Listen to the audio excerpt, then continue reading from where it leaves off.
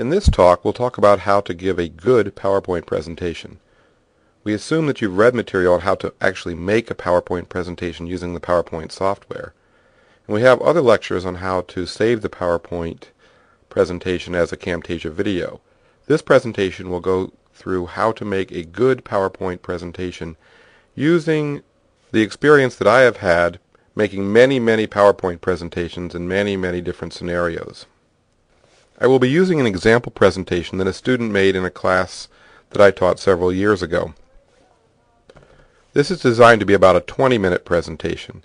You can look at the number of slides and gear your presentation depending on how much time you've been allocated.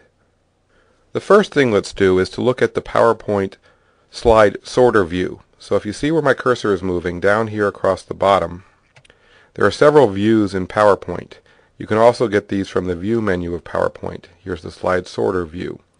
If we go into Slide Sorter view, it shows each of the slides in kind of a small format. It's in this view that you can cut and paste slides, copy them, move them, change their order. So if I wanted to change slides 2 and 3, I would drag left and that would change their order. There are several other things that you can do in this view that we'll see later on in today's presentation. But first, let's just notice the slides. For a 20-minute presentation, this student had 15 slides. That's probably about a good amount. If you're doing, say, a 12-minute presentation, you might want to have 7 to 8 slides. You can have more, but you have to be willing to go quickly through the slides. And you can have less, although spending a lot of time on one slide is typically not a good idea. If you're about to make a PowerPoint presentation, you can actually write down several of the slides you need right away. You need a title slide like we see here, and we'll see it in a minute. You need an outline slide, something saying what you're going to say in the presentation. You need several slides, and finally, you need a summary slide. Good presentation style tends to have 3 parts. You tell the audience what you're going to tell them, part 1. You tell them, part 2. Then you tell them what you told them, part 3. It sounds redundant, but the idea is that it gets the concepts you're trying to get across to the audience. It gets it across to them by giving them a preview, giving them some detail, and then kind of concluding it for them. So the slides reflect that. Your outline slide tells them what you're going to tell them. The bulk of the slides tell them, and the summary slide tells them what you told them. Let's look at some of the slides this student made. By double-clicking on the slide, I go from Slide Sorter view to Slide Edit view, where I can now edit the slide. I can click, add text, add pictures. To actually see the presentation, we'll go into Slide Show view. Down here at the bottom, it looks like the little TV set, or up here in the View menu, Slide Show view. Slide Show view takes over the entire screen and restricts what you can do to looking at slides. You do have a cursor that if you move the cursor, you can point in PowerPoint, and you can do some other advanced features in this view, but not many things. It's not for editing slides, it's not for sorting slides, it's mostly for viewing the slides. So here we see her title slide. Notice the title slide has a title. Your name would go on the title slide, the class you're presenting for, and the date, and possibly some kind of a decoration. Now notice that the title slide is somewhat plain. She chose not to have an elaborate background. PowerPoint allows you to have all kinds of backgrounds. There are many professionally designed backgrounds that come with PowerPoint that are often a good choice. You can design your own PowerPoint backgrounds by using colors and fills and putting pictures or clip art, say, in the corners. So the important thing is that you pick a slide format or background and format that are representative of what you're talking about, and that you stay consistent with it. It's usually bad presentation style to have many different backgrounds, because then your audience is sitting on the edge of their chairs thinking, what's she going to present next, instead of focusing on the message you're trying to get across. So personally, I prefer a subtle background and one that's consistent throughout all the slides. In this case, the student decided to use WordArt, which is a tool that comes with Microsoft Office and in PowerPoint, to make the headline a little more interesting, to give it some depth and a little bit of a slant. And you'll see that she actually varies the headlines throughout the slides. Personally, I would not choose to do that. Again, I think it's distracting to have different kinds of headlines, distracting from the message you're trying to get across. The next slide is her outline slide, where she tells them what she's going to tell them. The outline slide is bullets. In general, when you're making PowerPoint presentations, you don't want long passages of text. You want bullets, short, succinct statements that the audience can quickly read. Long passages of text are okay if you're quoting from something, say quoting from a law, or quoting from a newspaper article, or quoting from someone's speech. But if it's just the points you're making, you don't need to use full sentences. You can use short, succinct bullets. The outline slide should have a few bullets saying what you're going to say. You don't want too much detail on the outline slide. For a 12-minute presentation, 3 or 4 bullets. 20-minute presentation, maybe up to 4 or 5. But you don't want a lot of detail because you're just giving the highlights of what they're going to be seeing. Also be careful that when you present this slide, say the bullets quickly.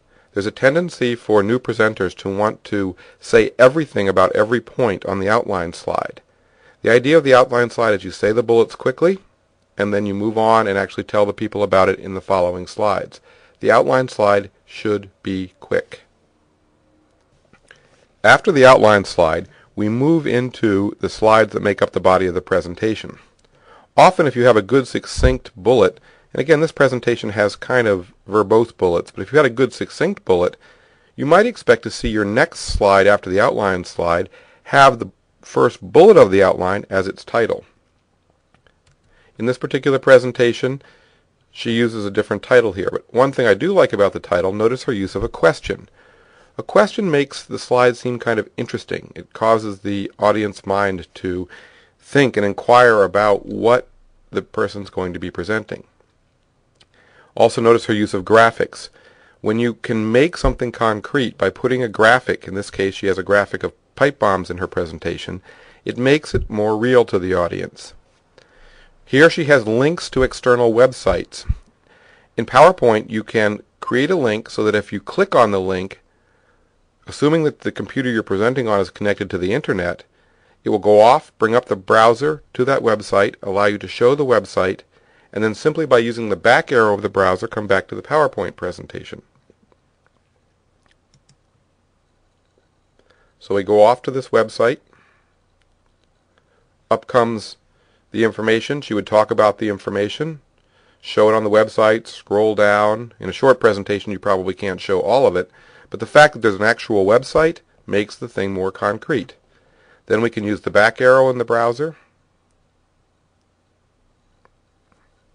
and the back arrow brings us back to where we were in the original presentation. Going on, notice that there is some consistency to her slide format, although her headlines, she does do different word art to add some variety, and that's a personal choice.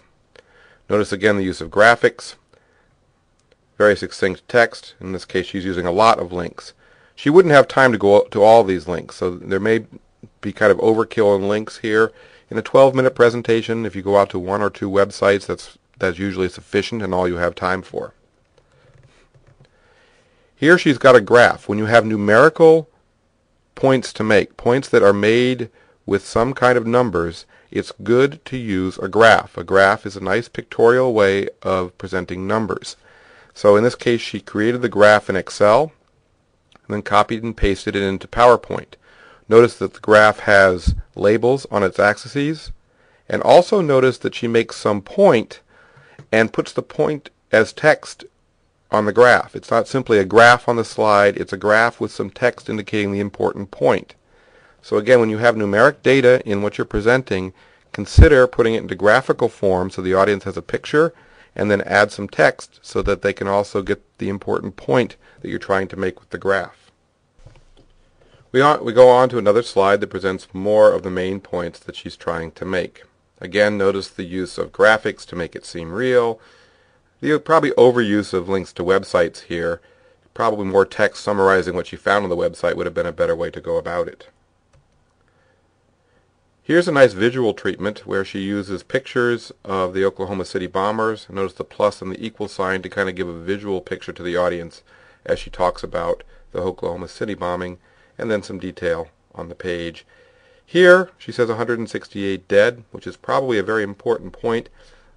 Might have been nicer to use a little bit more emphasis in the kind of text and font. It's kind of hidden here on this slide. Again, the nice visual treatment for the Columbine.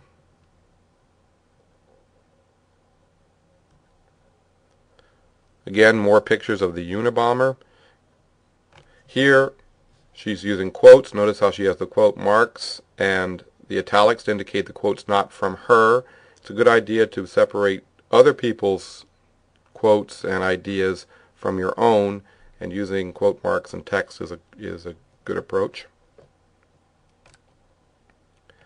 Again, long text passages, but this is coming from a proposed bill. So that's one of the times you might want to have long text passages in your PowerPoint presentation.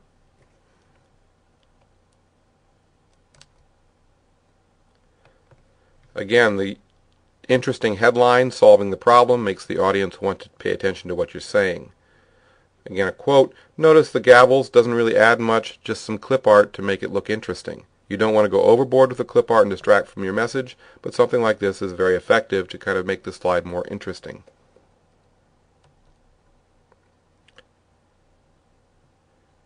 Here are some quotes from people answering the questions, how successful have the measures been? Here, she's making a point. Typically, in a class assignment for a PowerPoint presentation, you're asked not just to summarize something, but to make your own analytical point. So here she's using other people's views to make a point. She asks another question to help make her point about censorship, and eventually she'll make her own point. Here she's making her own point. Again, the graphics, the picture of the Constitution.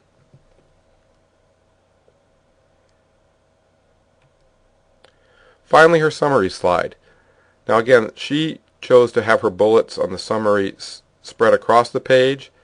I typically like a more conservative, just a list of points here on the left-hand side so that the audience can quickly go down and understand the points without having to scan the page. But it's very important that you go back and say what your major points were. Also, you don't want to have new material introduced in your summary slide. All material should have been introduced in the body of the presentation, and the summary slide simply goes over what you've said. Now this is her last slide. Typically, I would have a last slide that wasn't this. Perhaps you would have some summary points on your last slide. But remember that in a typical presentation, whatever slide you have up last stays up while the audience applauds or the audience asks you questions. So you want to consider what's on your last slide very carefully. Having a summary is okay, but typically I like to have my name prominent on the last slide, my contact information like my email address, and if I have a website with more information about my topic, I want that very prominent on the last slide so that people in the audience who like what I said could write down the website or my email address to get more information or to contact me. She didn't do that, so her last slide is just the summary.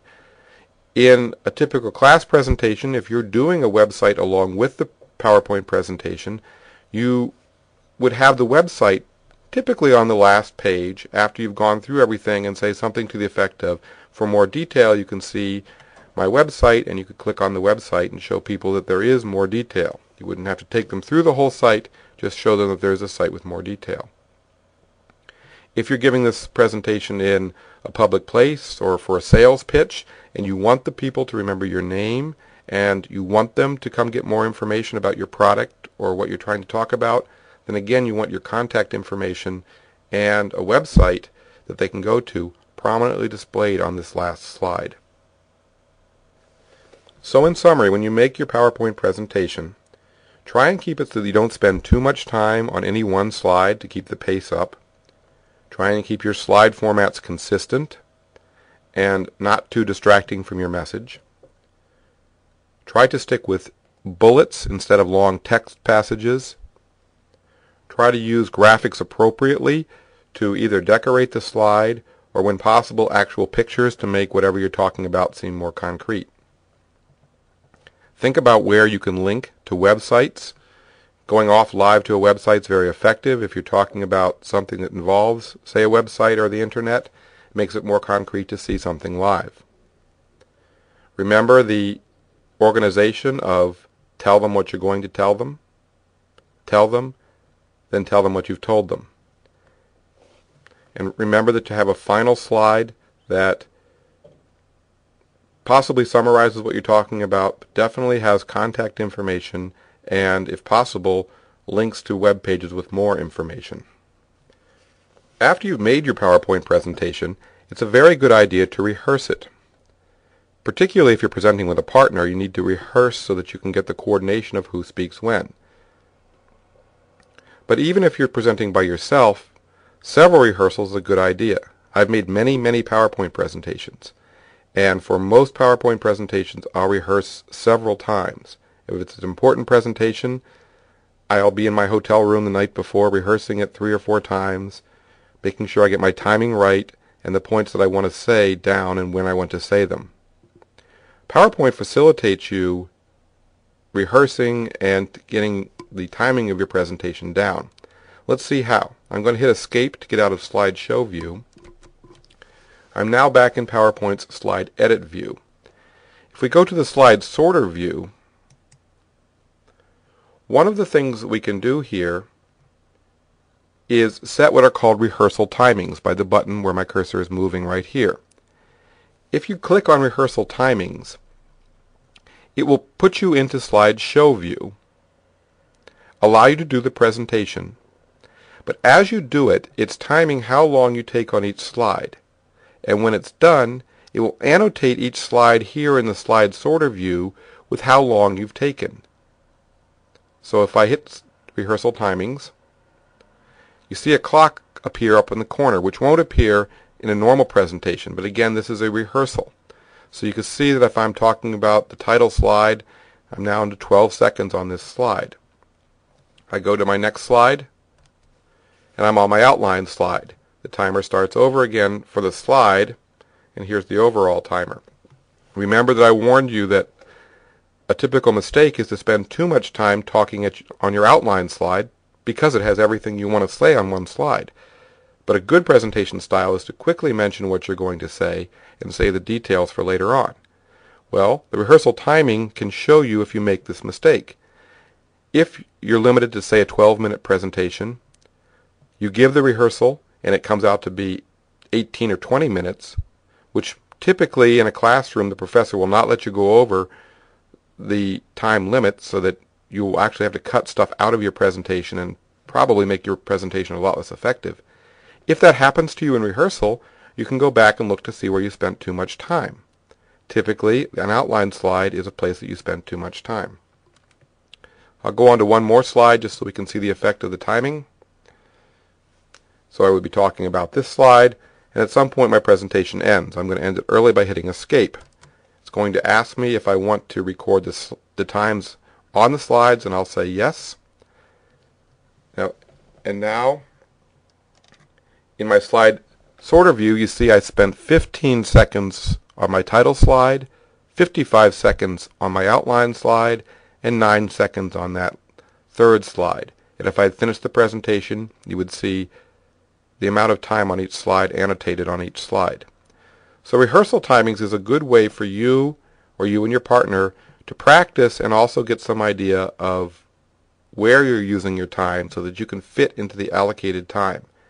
And it's a good idea, a very good idea, to always fit in the allocated time, whether it be a class presentation, a presentation to a customer, a presentation at a research conference. The audience appreciates people who stay within their time limits. And even if you have the most important thing to say, if you take too long, it leaves a bad impression. So rehearsing and getting your timing down so that you have a good, timed, well-organized presentation really helps make you get your message across in an effective way.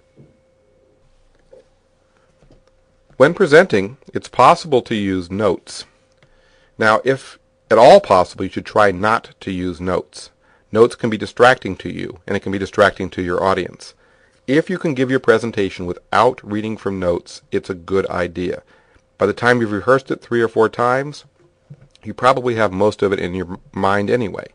Also, the slides themselves, with the outline bullets on them, can serve to remind you of what you're going to say. So typically, with good rehearsals and well-organized slides, you won't need notes.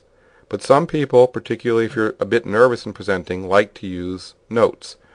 If you use notes, still try to use them as reminders, not as a written script that you read from. It tends to be very ineffective to read a script as your presentation.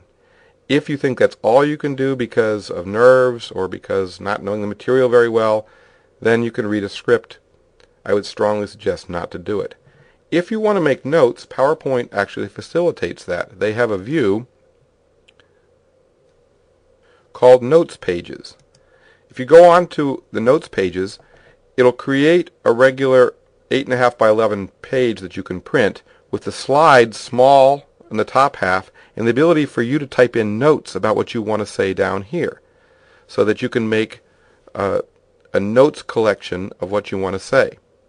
This is also effective if you want to give a presentation to someone else to use and they've never given the presentation before. You can put your speaker's notes in here and send it along with the presentation.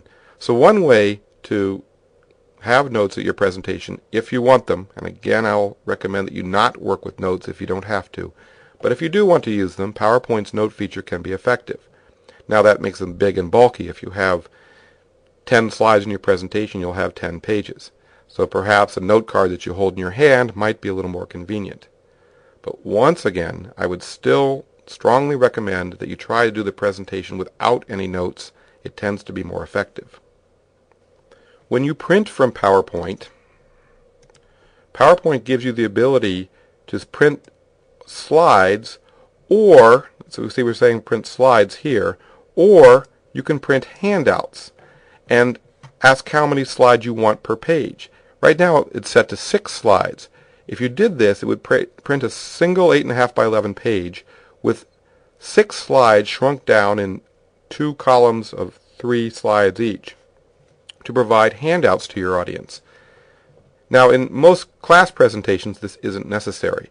But if you're presenting to a customer or a potential investor and you want them to remember what you're saying, providing them with handouts of your slides can be a good idea. There's also, if the slides come out too small and 6 per page, you can have 2 per page or 3 per page, or you could always print them with 1 per page. So having handouts of your slides can be effective. Actually, it's becoming a de facto standard in many professional exchanges for someone to ask for your slides in software form, either that you email to them, or even more typically these days, I will bring a thumb drive with my presentation on it, and the person I'm presenting to, if they've liked my presentation, will ask me to give them the thumb drive and they'll copy the presentation. So the ability to bring your presentation and leave it with who you're presenting to might be important. Again, in a classroom setting, it may not be that important to have handouts for everybody. Another use of handouts is details that aren't in the slide. For instance, if you have a full newspaper article that you couldn't put into the PowerPoint presentation, but you wanted people to see it, you could copy the newspaper article and provide handouts to your audience of the newspaper article. Also, don't be afraid to use props in a PowerPoint presentation. Just because it's up on the screen and providing you some kind of other means besides just your voice, you can still use other props. If you're talking about taxonomy, you could bring in a stuffed animal. If you're talking about geology, you could bring in some rock samples. So having other non-verbal and non-PowerPoint aspects to your presentation is effective. Don't let the use of PowerPoint prohibit you from using other techniques to have a connection with your audience. Finally, I'd like to say that be prepared when you go to a presentation for something to go wrong with the technology. Typically, if it's an important presentation, I will bring the presentation on my own laptop that I could connect to someone's video projector. I'll have the presentation on a thumb drive because thumb drives, USB thumb drives, are pretty universal and you can insert them into other people's computer to do the presentation.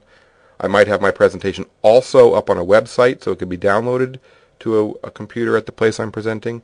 And if it's really, really important, I might actually make physical slides that can be put onto an overhead projector. So the technology that PowerPoint provides you with can be in a wonderful way to augment your presentation, but don't rely on the fact that the technology is going to work. Technology can fail, and you still want to be able to get your point across. So be prepared for anything that could happen in your presentation. Once you've done all of this, when you're actually presenting, that should be the easy part. Just relax, look at what's on the slides, make good eye contact with your audience, have a good presence with your audience, and just talk through the well-organized slides that you've put together. You did all the work ahead of time. The presenting should be the easy part. So relax and just follow your PowerPoint presentation. If you do all of this, it should be very effective, and I think that you'll actually enjoy giving the presentation.